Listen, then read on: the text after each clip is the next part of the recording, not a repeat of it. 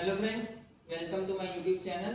आज हम करेंगे वैदिक मैथ का पार्ट 34 जिसका मेन टॉपिक है क्यूब एंड क्यूब रूट्स।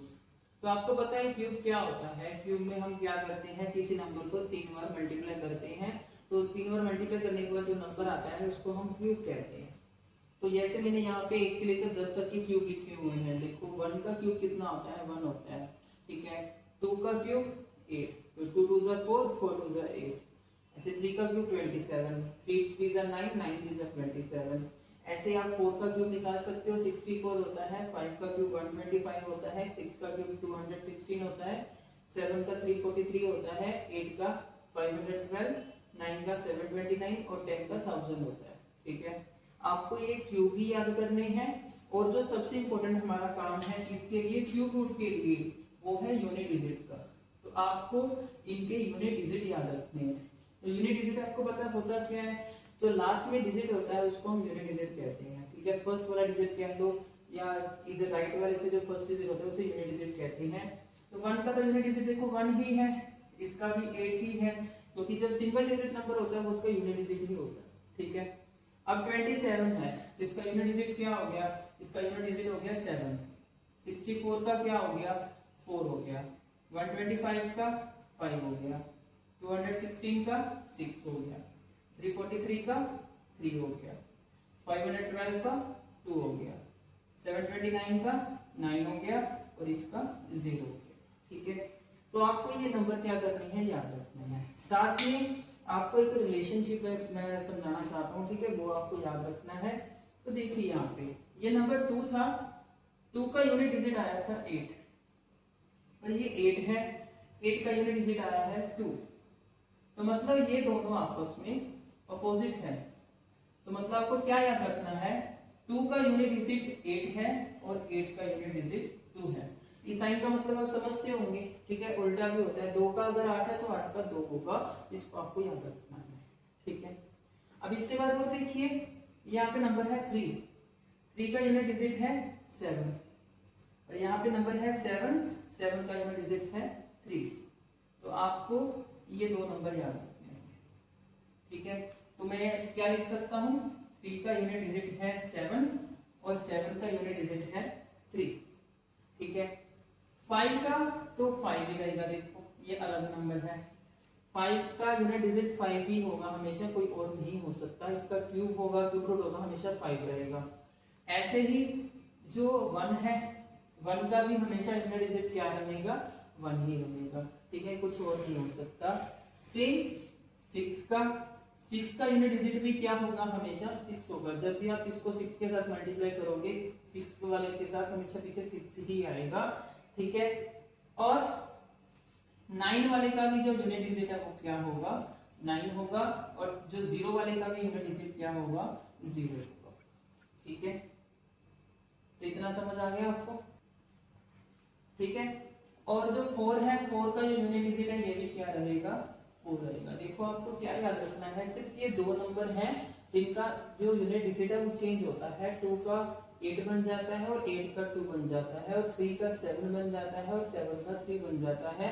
बाकी देखो कितने नंबर हैं, इन सारे नंबरों का जो यूनिट डिजिट है वो सेम रहता है। ठीक है, अब मैं इस मेथड से क्यूब रूट कैसे निकालना है वो आपको सिखाता हूँ। हाँ जी फ्रेंड्स, तो अभी मैं 3 एग्जांपल हैं, 3 एग्जांपल का आपको क्यूब रूट निकाल के दिखाऊंगा, फिर आपको इसकी प्रैक्टिस करनी है। ठीक है, जब भी आपको क्यूब रूट निकालना है, जिस नंबर का भी निकालना है, आपको क्या करना है, उसके 3-3 पार्ट करने हैं। मतलब जैसे मेरे पास ये नंबर है 614125, आपको इसके ऐसे 3, मतलब पीछे से 3 डिजिट, तो जितने बच जाएंगे वो डिजिट। ठीक है, मतलब 3-3 का ही पेयर बनाना है आपको। ठीक है, ये हमारा पहला स्टेप है। उसके बाद आपको क्या करना है, इसका यूनिट डिजिट चेक करना है। देखो इसका यूनिट डिजिट है 5, तो मैंने आपको बताया था 5 का 5 ही होता है। ठीक है, तो मतलब जो भी जिसका भी क्यूब रूट होगा उसका जो लास्ट वाला डिजिट है वो क्या आएगा, वो 5 ही आएगा। ठीक है, अब मुझे बताना है इसका आगे वाला डिजिट कौन सा है, तो उसके लिए आपको इस नंबर का यूज करना पड़ेगा 614। ठीक है, तो अभी पहले आपको ये चेक करना है जो 614 है ये किसके बीच में आता है। देखो 614, तो आप देख रहे हो ये 512 और 729 के बीच में आता है ये नंबर। ठीक है, जो ये 512 है ये किसका क्यूब है? ये 8 का क्यूब है, और ये किसका क्यूब है? 9 का क्यूब है। तो अभी आपको क्या करना है, इन दोनों नंबर में से जो छोटा नंबर है, यहाँ पे 8 और 9 में से छोटा कौन है? 8 है, तो आपको यहाँ पे 8 लगा देना है, ये आपका। हाँ जी फ्रेंड्स, तो अब सेकंड एग्जांपल देखो। अब इसके मैंने दो पार्ट कर लिए, 112 और 195, ठीक है। तो पीछे 112 है, तो 2 मैंने बताया था, 2 किसका, देखो यूनिट डिजिट किसका है? 2, यहाँ पे भी देख सकते हो 2 का है 8, तो मतलब यहाँ पे लास्ट डिजिट आएगा 8, ठीक है। अब फर्स्ट वाला डिजिट कौन सा आएगा? देखो यहाँ पे 195 है, तो आप चेक करोगे 195 किसके बीच में आ रहा है? यहाँ पे देखो 195, अब देख लो यहाँ पे आ रहा है, तो ये आ रहा है 125 और 216 के बीच में आ रहा है। 125 5 का क्यूब है और ये 6 का क्यूब है। तो मैंने आपको समझाया था जो नंबर छोटा होता है हमको वो लेना होता है, तो यहाँ पे छोटा कौन है? 5 है, तो ये 58 का मतलब इसका क्यूब रूट है वो 58 होगा, ठीक है। लास्ट एग्जांपल देखो, 250047, तो मैंने ऐसे इसके पार्ट्स कर लिए। तो इसका लास्ट डिजिट है 7, तो मैंने बताया था 7 का क्या होता है? 3 होता है, तो इसका लास्ट डिजिट हो गया 3, ठीक है।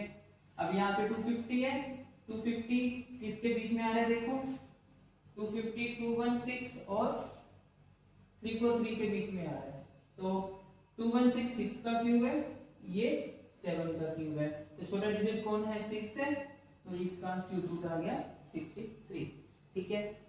इस मेथड से आप सिर्फ उन्हीं के मतलब क्यूब रूट निकाल सकते हो जिसका एक्चुअल में एग्जिस्ट करता है, ठीक है। मतलब सबका क्यूब रूट नहीं आप इससे निकाल सकते, जिसका एक्चुअल में क्यूब रूट होगा वही नंबर ही आप इससे निकाल सकते हो। तो ये बहुत अच्छा मेथड है कॉम्पिटिटिव एग्जाम के लिए, आपको बहुत हेल्पफुल होगा। तो आपको मैंने 3 एग्जांपल करवा दी, इसकी आप एक फिलहाल प्रैक्टिस करना, ठीक है। मैं और एग्जांपल भी आपको इसकी प्रैक्टिस करवा दूंगा, ठीक है। ये मैंने सारे 6 डिजिट वाले लिए हैं, छोटे नंबर बड़े नंबर उसकी प्रैक्टिस हम कर लेंगे, ठीक है। तो आप क्या करोगे, अभी इसकी अच्छे से प्रैक्टिस करना, और मेरी जो पुरानी वीडियोस है 33 तक की वीडियो मैंने डिस्क्रिप्शन लिंक पे मैंने डाल दी है, तो आप वहां से कोई भी वीडियो देख सकते हो। और मैंने अलग से एक प्लेलिस्ट भी बना दी है जिसमें मैंने सारे वीडियो का कंटिन्यूअसली मैंने पार्ट वाइज मैंने डाल दी है, तो वहां से जाके आप देख सकते हो। तो इसी प्रकार की वीडियोस को देखने के लिए मेरे साथ बने रहिए, मेरे चैनल को सब्सक्राइब कीजिए। Thank you.